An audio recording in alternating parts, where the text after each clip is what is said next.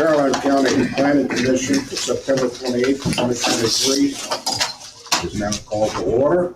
President is Mr. George Weaver. Our Transvestite representative from Madison. We have Mr. J.D. Young from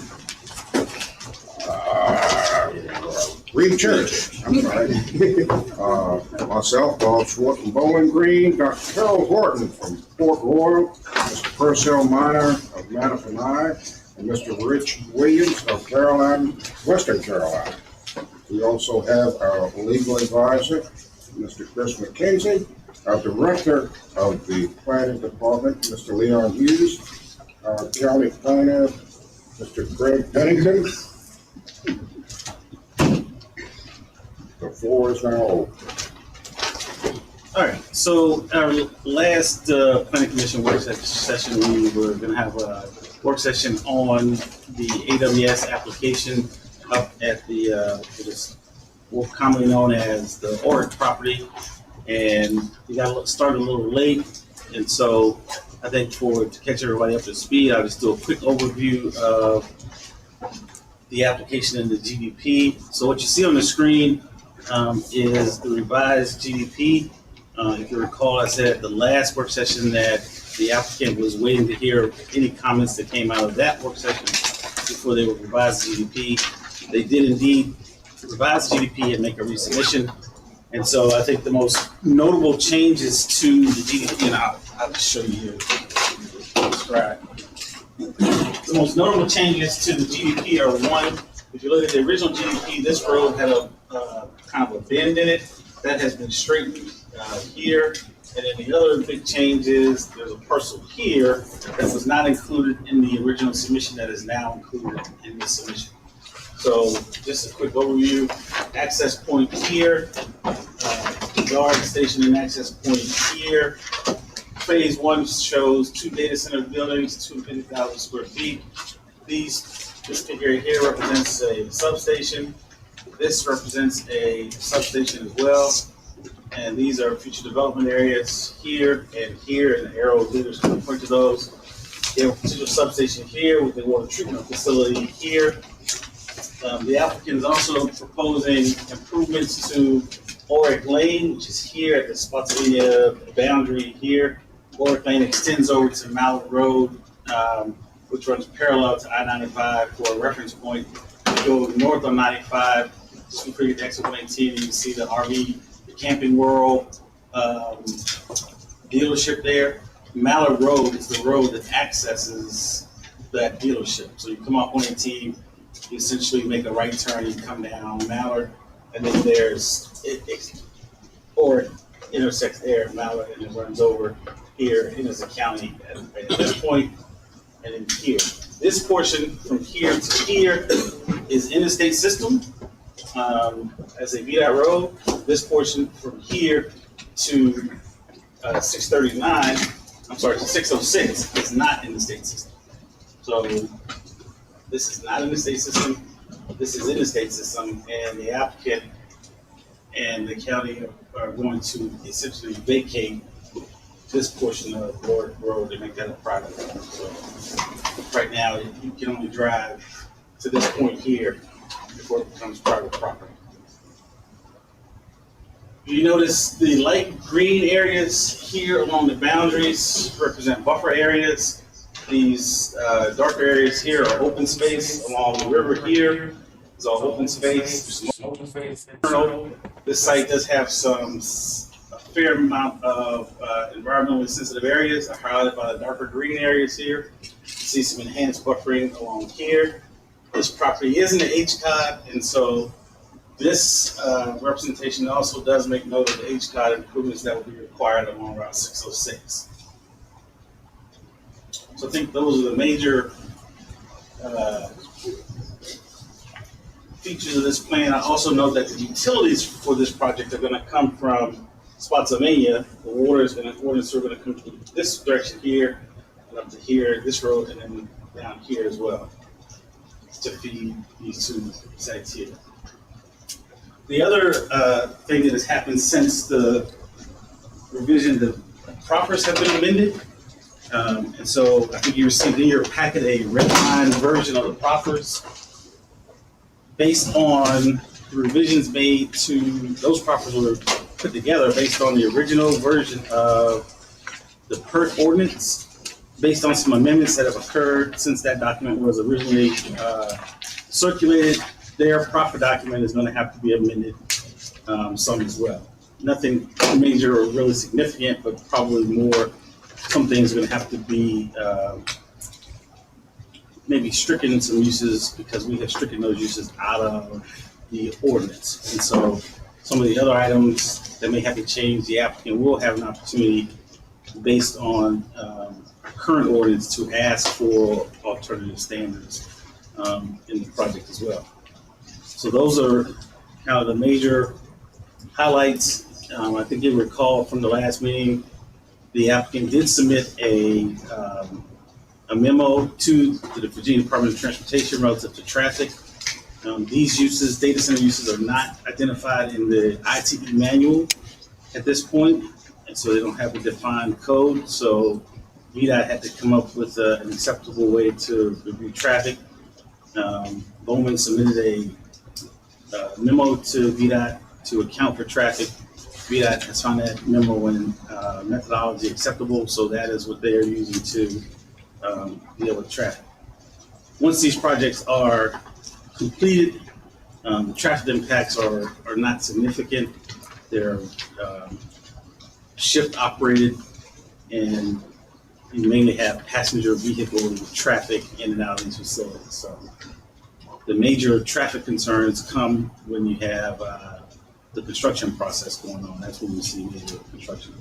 So I've been in conversation with Spotsylvania about the possibility of having construction traffic enter the site through Mallard Road, potentially avoiding 606. I mean, it's a short distance from exit 118, so if you presume most of the traffic, construction traffic, will come off the interstate, then it's a short distance, maybe a mile from exit 118 down to this site, mile and a half. We'll have had a conversation with Spotsylvania about having traffic use Mallard to get to the site during the construction process. I will say they weren't necessarily keen on that idea because there are at least one residential property, I think two actually, on Mallard Road. So they were a little concerned about the residents on Mallard. I don't think there are any residential properties between exit 118 and this site other than what is on the broadest property, which is adjacent. And that property is under a rezoning application in Spotsylvania as well. So they are in the process of reviewing an application that would essentially change that property from an agricultural use to an industrial use. And so that is this property here. And it would be contained within Spotsylvania, that project. So last time we were here, the applicant was here, and they're here tonight. The representatives are here. And so if the commission so chooses to ask the applicants any questions or need any clarifications, they are here, they can do that. Or if you have any questions, staff, we can certainly attempt to answer your questions, and certainly with the assistance of the applicant, if there's anything we don't know, we can get those answers for you. There were houses along that road, along 606. Nobody's living in anymore, you're saying? Between the 95 exit and this entrance, that's it's Oric Lane, but I think they're changing the name. They're changing. Nobody's living in those houses? I know there's a house there that is being used as a commercial property right now. So I'm not sure if it's used as a residence. There's a house that was there that has become a trucking firm. There are quite a few trailers parked on the property. I mean, I don't think there's any house in Caroline. Yeah, there's none in Caroline. Right. But Spotsylvania might. The one I recall as I was out there is now being used as a trucking firm. Yeah, they were trying to sell that property. I don't know if it's being used as a residence, if it's got a dual use, but I can tell you there are a number of tractor trailers on that property. So it's gonna be a low to no impact on residents along that road. From 118 back to, down to the site, correct. Now, there are some residential properties to the west of their entrance there. So you can see on the adjacents there are a couple residents. There are some residential properties here and here, and on the northern side of 606 and here as well. But going back Yeah. towards 118, no. Right, not here. I don't think those so. are the residences I think Dr. Horton was alluding to, was those on, to the right side of that line. Well, yeah, there's some on the right, but there was some on the left too. But I guess they're not living there anymore. I think they were all in Spotsylvania anyway.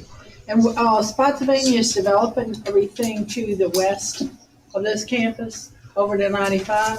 So there's a plan for this portion of this property that is in Spotsylvania, the broadest tract.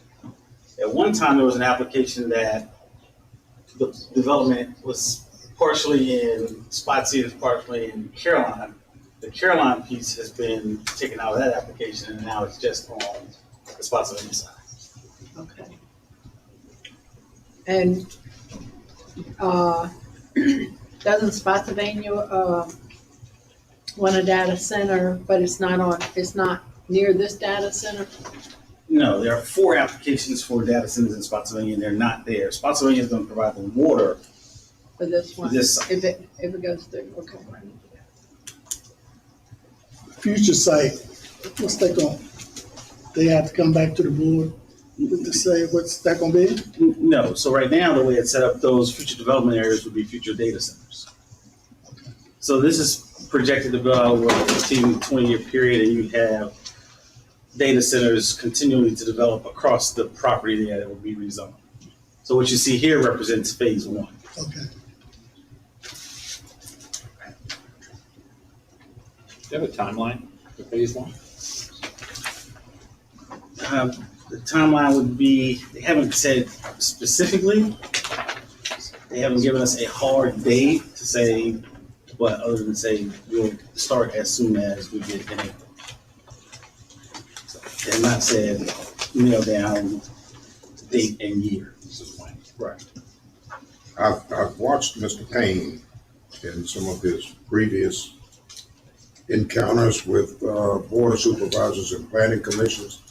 Usually he comes out with bandages. But I think one of the biggest stumbling blocks that people have brought forward is that it's going to be a 10 to 15 year project, if I've understood correctly. So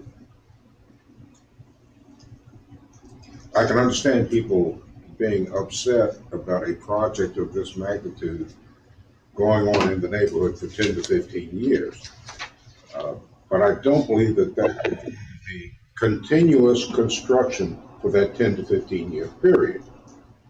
By the time the 2 proposed future buildings are done, I think you're probably getting into the 12 to 15 year range then.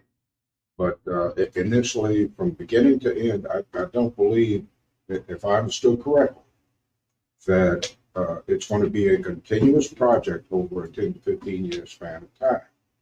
So there'll be some construction probably, then layoff for whatever reason. But, that's been one of the concerns from citizens in other counties. And I can appreciate their concerns on that. But it is what it is. And we'll just have to play it by ear and see how it goes. But I do want to clarify one other thing. The dark green around the river, that is wooded area and it's going to remain wooded, am I correct? Yeah, that is identified as open space. So Yeah, you identified it as open space and I went, whoa, wait a minute, we're cutting into the water. yeah, so the river here, the red line represents the boundary of the property. And so what you have here, these leaders, open spaces identified here, and these leaders represent areas that will remain in open space, largely because they're, pretty highly environmentally sensitive, as well as in here, in these areas. And I noticed also that in prior or acceptable uses included restaurants, convention centers, hotels, and so forth. I don't think that's going to go over well, and I realize that the employees have to eat, but I certainly hope we're not contemplating putting a McDonald's or a Pizza Hut in on this property. No, So, we're going to have to come to some type of understanding as to what classifies as a restaurant, what classifies as a convention center, and definitely a hotel, because that's just going out of the realm for what I believe the property is intended to be used for, and what would be a permitted use under the rezoning. So those are some of the things I think we're going to have to work out. so just for clarification, the restaurants or daycare, as is written in the Yeah. ordinance, are for in the building, so interior and for the use on site. So they would be in the building. They would not be standalone facilities. Right, even though, sir, I think a big problem would be if they were public facilities. They're not intended to be public. No, they're not intended to be public at all. They're intended for the workers that are on the site, because given where this location is, if there's no opportunity or no ability for a company to have a restaurant or provide food service for their workers, then those workers is going to leave here and go a mile and a half to the west and spend their money in Spotsylvania versus spending their money in Carolina. Right, yes. So those uses are purely intended to be for those uses in those buildings. They're not intended to be open to the public. As a matter of fact, these facilities are not open to the public. So that's one of the, this is a guardhouse here. So, without appropriate credentials and authorization, you're not getting on this site to go to the restaurant. I just wanted clarification because it was sticking out there. And I'm saying daycare centers, restaurants, convention centers, and, And so those items have actually been stricken from the ordinance, from the proposed ordinance. okay. Those other kind of ancillary uses, If they're for in-house use, I don't think that there's going to be a problem. I think the Word document I have. Yeah, right there. So scroll down. So this is the last iteration of the PERC ordinance that was presented to the board the other night. So we can kind of scroll down. You can see these are the permitted uses: data centers, research and development facilities, technology facilities, public safety building, public utility, offices and distribution and transmission facilities, education facilities, office software services, those type of uses, office for education and government, restaurants and facilities within the principal building. So there it is, again, clarifying that it's within the principal building and not a standalone use. Hotels and conference centers, universities are restricted from the ordinance, so that's not a permitted use. And then you see the whole host of other uses that when you all, I think, saw this document, Right, those were included. those were included and they have now since been stricken from the ordinance. So if you continue to scroll, so now you have special uses, and of course, if you have a special use, process, let's say they get the PERC rezoning today, and then tomorrow they want to come by and ask for one of these other uses, they have to go back to the public process. So it's not an automatic allowance of special uses. And then you have the accessory uses that are typically uses that are ancillary to a business. And so you can see some of the accessory uses and structures that are allowed. One of the things I'll point out here, there was some concern about the backup energy and fuel storage facilities. So the language in the document now clarifies that they can have 120 hours of liquid fuel for individual generators at individual buildings. And so, the facilities do have generators for backup power And so now it's limited to 120 hours of operation for each building. And there is no ability to have like a campus-wide fueling system. So you couldn't set up a centralized fuel tank and then feed all of your buildings at one time. So that language prohibits that. So that was a question. And then the backup batteries, there was a concern that they could be stored for batteries. And so the language in the document also clarifies that you can't have, you can have batteries that operate, that provide immediate service if the power is interrupted. So just like in many homes now, your internet service provider may provide you with a backup small battery that if your power trips off, that trips on for half hour or whatever. And you still have power. Data centers have those types of batteries as well. Those are permitted, but if you take those batteries offline and want to store them on site somewhere, then that's not, well, it's permitted to have to be in a separate building. As to the generators, they have to be started and run periodically to maintain their efficiency. And they can be quite loud. I realize that we're probably not going to have much of a sound problem or a noise problem, but I would just encourage the developer to use the most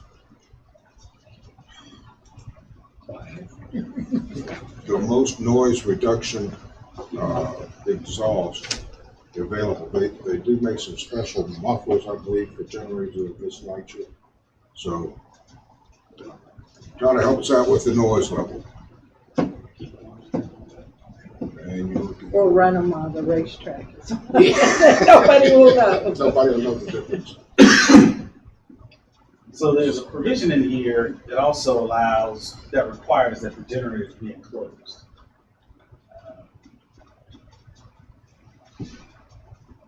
Here we go.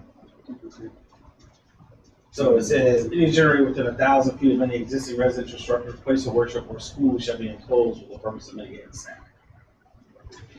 They still have to have a way to vent the exhaust fumes. They do.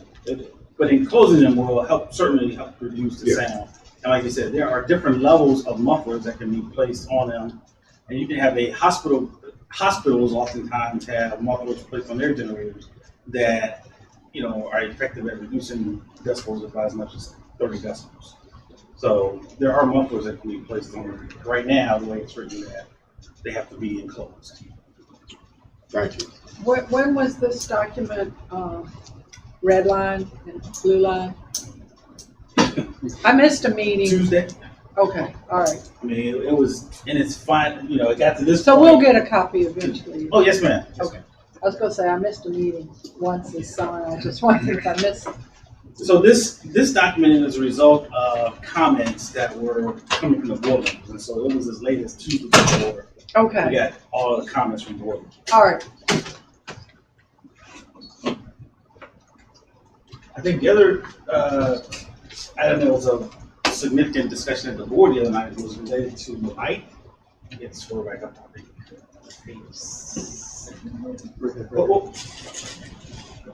Right there. So originally, when you guys saw this document, the maximum height was at 100 feet. That has been reduced down to 65 feet with a maximum of 95 feet. And so what's still in the document that for every foot that you go over 65, you have to have a 1-to-1 setback. So that's still there. This document also has an exclusion for rooftop mechanical, parapets, cupolas, anything associated with the building where it's not to be occupied by humans. And that's pretty common. And right now, in our current ordinance, Not to interrupt you, but Sure. any panels that they have erected to conceal the rooftop equipment, that would be counted in with the height of the structure? no, the way it's set up here, that would be excluded. Okay, good. I remember the discussion from Tuesday night, and the fire equipment, the range of the ladder truck. So I'll just say this, and I didn't say this Tuesday night. Right now in our ordinance, you could come into Caroline County and build a building up to 125 feet in the M1 district. So, you know, I understand. like the fire chief said, if you're gonna, you don't fight a fire. I mean, I think there's this thought process that you fight fires in skyscrapers from the ground up. Yeah. You don't. You No, fight you those go from up internally. You go up the stairwell. Right. So the fact that we don't have a ladder truck that reaches that high is I'm with you. it's not like we're playing with 10 men in an 11-man game. So those are kind of the highlights, I think, from the ordinance. And I would suspect between now and the 10th, we'll probably get some comments from board members, and there may be some additional modifications as well. So oftentimes, like how these things work, it's the 11th hour, we're finally getting things done because of comments that are coming in. So,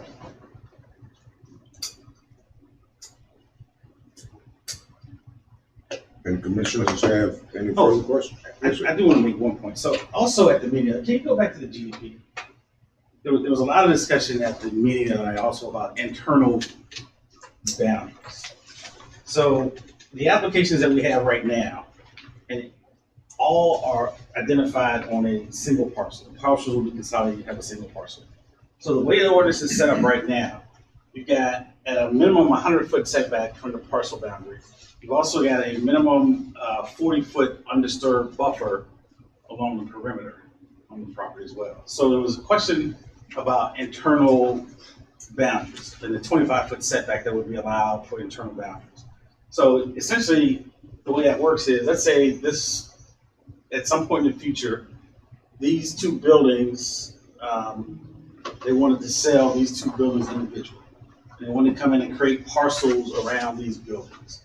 So essentially what they would do is they would have the parcel boundaries around the building and some internal, say an internal parcel boundary there.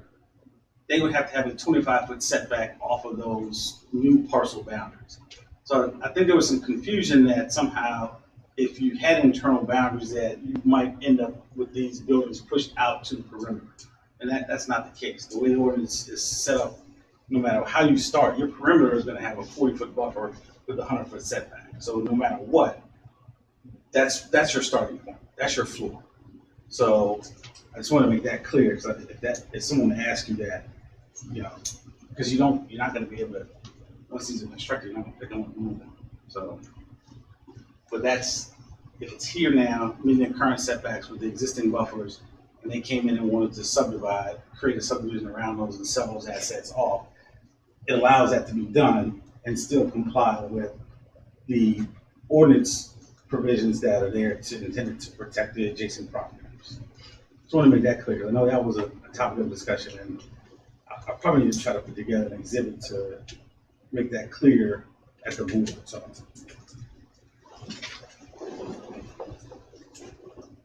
What type of, along, Orc Lane, well, not Orc Lane, that's the far right, the entrance, what type of, because I know we took away some shrubbery requirements in an ordinance like 2 years ago.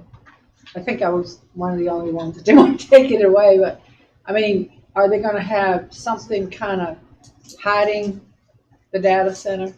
Yeah, so the PERT ordinance has its own landscaping and screening requirements within that document. Okay, And so, like I said, the first line of defense in terms of buffering and screening is an undisturbed 40-foot buffer along the perimeter. okay, And so that's the first line of defense. And then, you know, you have additional landscaping and screening in this area. And it's set up so that you can encroach into those, but you have to do it perpendicular to the buffer or at an angle. So you couldn't come in and say, if I had a road or some other, or utility, which is probably more common, you couldn't run a utility along parallel to the buffer, effectively reducing the buffer. So if you're gonna have a utility or something that's gonna go into this property, it has to go at a perpendicular angle so that it goes straight in and not reduce the size of your buffer. So the security fence going around the data center? Yeah, they'll probably fence it in here, and the applicant can speak to how they're actually going to set up the fence. And that's gonna be called Meadowmead Road now, Meadowmead Drive, Yeah, and Matamede, the way Tech Drive. Matamede was, I think, the grandfather of the Orr family. That's where that name came from. Oh, I had never heard of that. I know we got the Matter River there. I thought it was Matter River and something else. Yeah, no, it's not. It was not associated with it. It was associated with Mr. Orr's grandma. Yeah, I've heard mead being a meadow or glen. I've heard several different variations on the mead portion. So, Mr. Chair, the applicant is here. If you want an opportunity to ask them any questions, we're certainly here to provide clarifications if you have any. Or Mr. Payne, Yes, sir. would you like to leave a sleeping dog lie or make any statements or say anything, or if any commissioners have any questions? Well, thank you, Mr. Chairman, and other members of the Planning Commission. It's nice to meet you. Some of you are relatively new since the last time I was here in Caroline County. Some of you have been in Caroline County on the Planning Commission for some time, so it's great to see you all. Leon did a great job of outlining where we are with our application. Of course, we had an initial submission, I don't know, back in May, June, somewhere around there, and then we got staff comments. Now we're submitting our application based on a text amendment that's still going through a working process. So we're keeping up and staying in touch with staff and the county leadership in that regard. But very excited to be in Caroline County. This is going to be, in my opinion, a great project for Caroline County. You know, it is towards the northern end of the county. It's towards the interchange. It's not around a lot of dense development. You guys all know the Orrick site. We've been working with the Orrick family on this project for some time. You made a comment about how long the construction process has been. That's an estimate on our part, you know, sort of, when we start and when we end kind of process after rezoning. But our plan is to be, obviously pretty aggressive on getting this site constructed. You know, we've got two phases. The first phase is 600,000 square feet. And then the second phase is the remaining 3.9 million square feet. So the plan is to build 4.5 million square feet on this site. It's going to be a big project. It sits on a lot of land, close to 900 plus acres. On the Spotsylvania County side, that is only going to be there to support the data center side on Caroline. So there'll be no data centers on the Spotsylvania County side of the work property. Of course, the utilities are coming from Spotsylvania County. Amazon will be financing that utility construction and extension, and constructing a lot of it, quite honestly. A lot of infrastructure to be put in place, including the utilities. At the end of the day, there'll be a reused water system, and where we're reusing the water that's typically discharged, that's wastewater, will be utilized for a reuse system to cool the facilities. So initially, we'll be utilizing potable water. We're working this obviously out with Spotsylvania County, but at the end of the day, these facilities will be reusing water. So I know there's been a lot of discussion in the county about water. This water that we're utilizing is not coming from the Rappahannock River, at least not from the plan that Caroline County currently has. It's going to be coming from Spotsylvania County and from their water system. But again, it's going to be a reuse system that I think people will be very excited about because data centers utilize a lot of water to cool. From an infrastructure perspective, the really cool thing, in my opinion, for those who may be concerned about what the impact may be on full build out on the transportation front is, after we get done with the first phase, before we get to the second phase, before a site plan is approved, we got to perform a full transportation impact analysis. And we have proffered whatever that analysis says, we're going to put those improvements in place before we get a CO for the next building above 600,000 square feet. So there's a lot of components in here where the applicant is proffering to build the infrastructure, to be committed to the infrastructure. And again, very excited about this location because it's not near a lot of dense development, not too far from I-95, obviously. The racetrack's not too far from us. There's a lot of commercial industrial uses just to our west in the Spotsylvania County side. I think a great location for this type of use. You've probably seen the economics on a project of this nature. About 1 million square feet grosses about 16, 18 million in tax revenue for the county.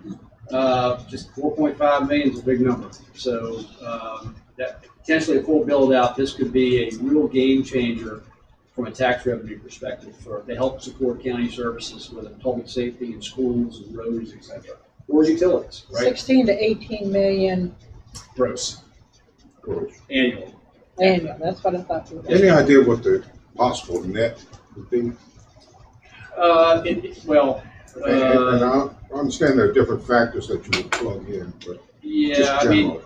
it's a good question, and of course, we're negotiating performance agreement with the county as well, so that the initial phasing will be less of a net just because of the infrastructure, the reimbursement that will occur, and that's only 10%, only 10% of the overall infrastructure that's invested. So it scales up.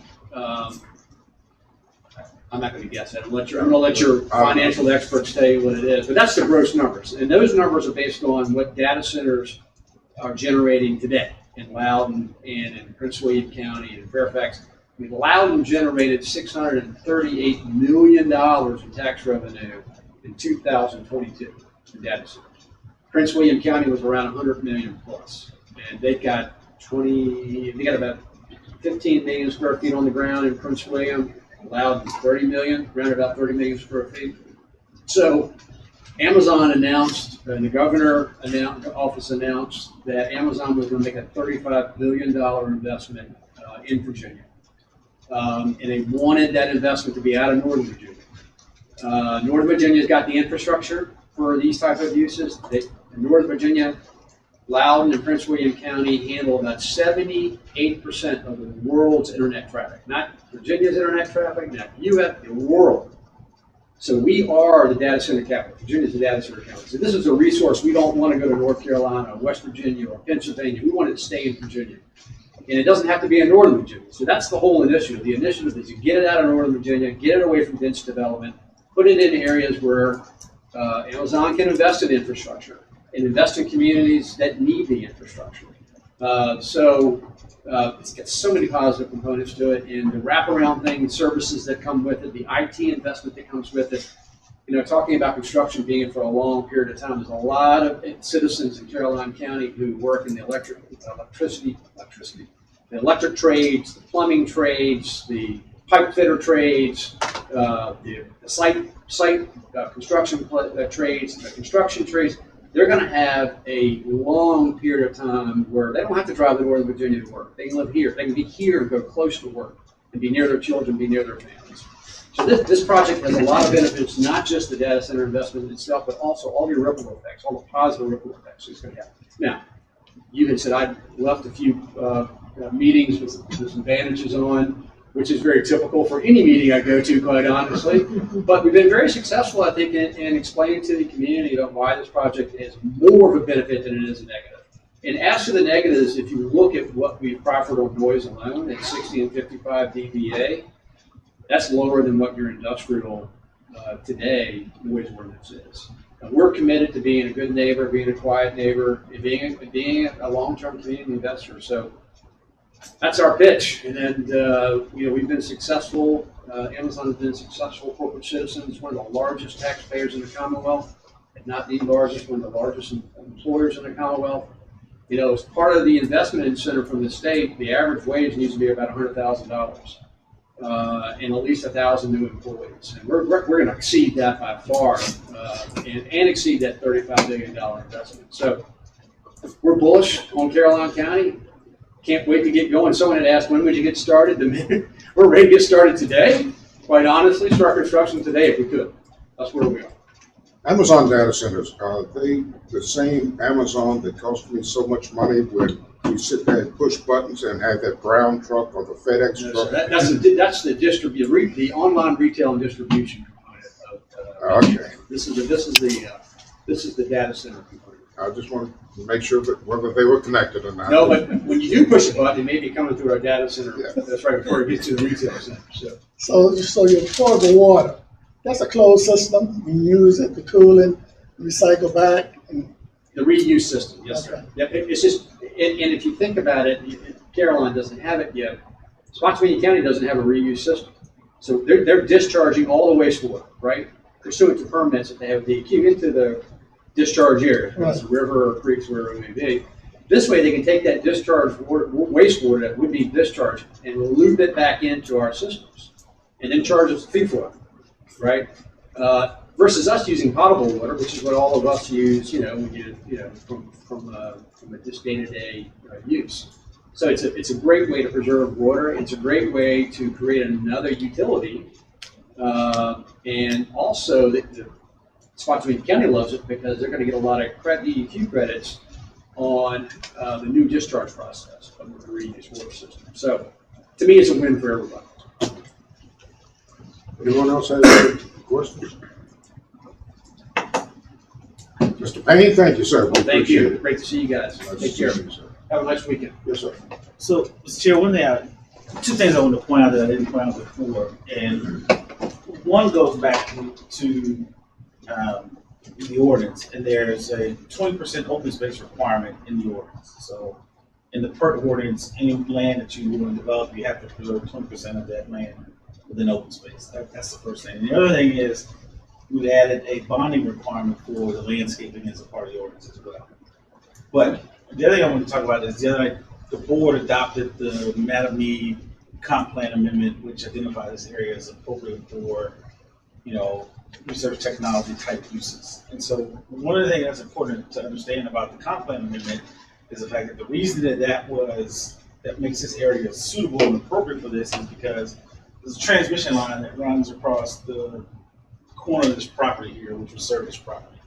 And so these uses require a lot of electricity and are intense uses of electricity. And so having that infrastructure there is what makes this property appropriate and desirable for this type of use.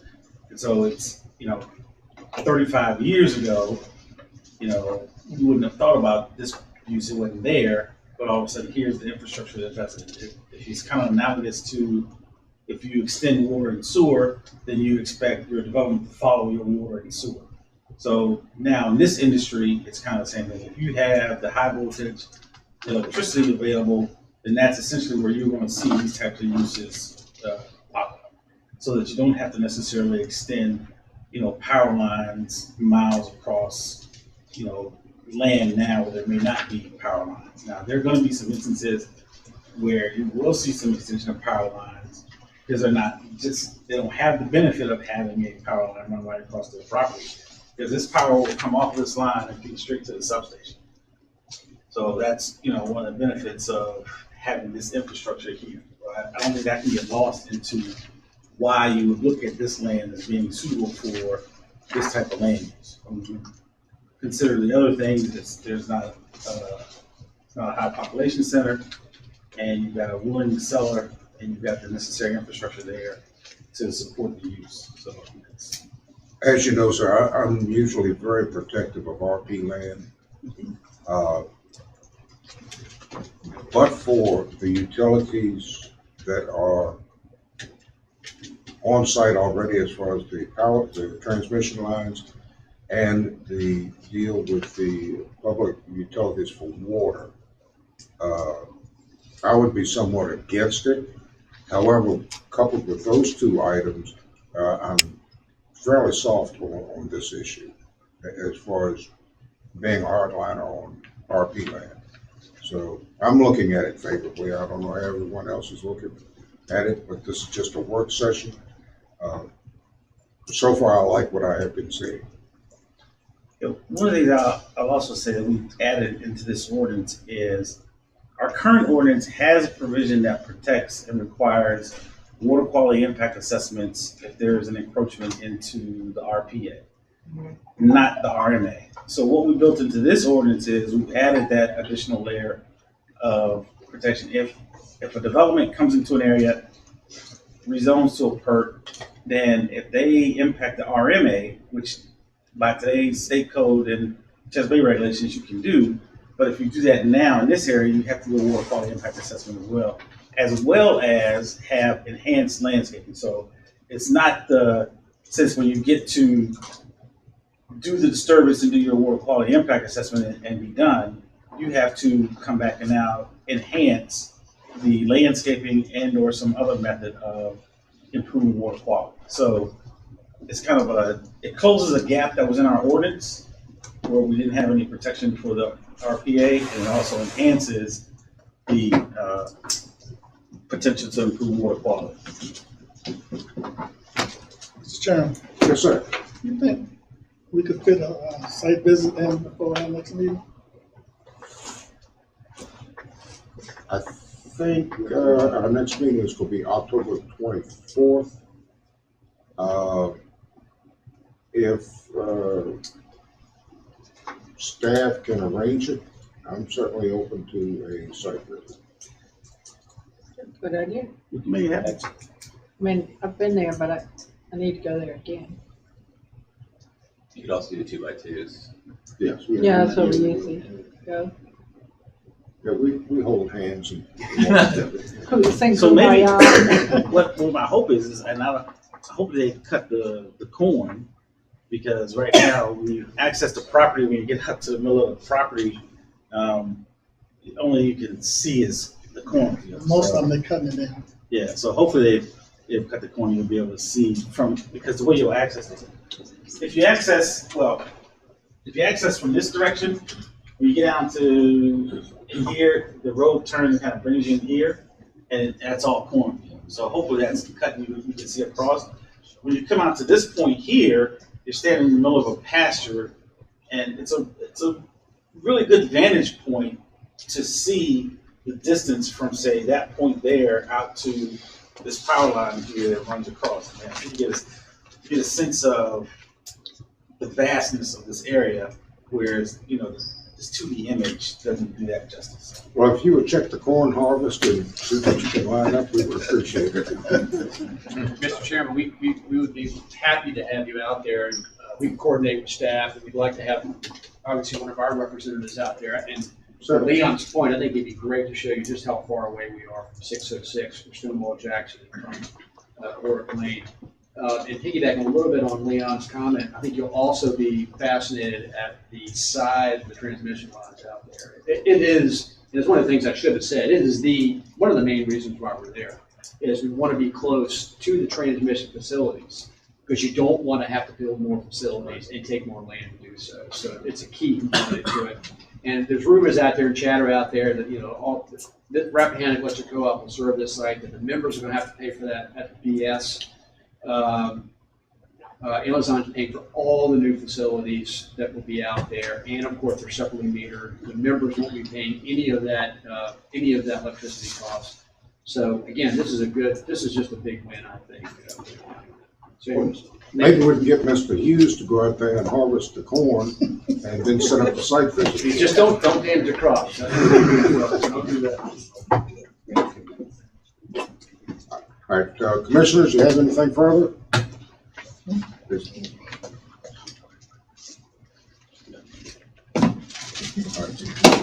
Can I have a motion, please? I make the motion that we close out this work session. Second. Motion by Mr. Young, seconded by Mr. Minor and Mr. Weaver. All those in favor say aye. Aye. Those opposed, nay. The ayes have it. This meeting is adjourned.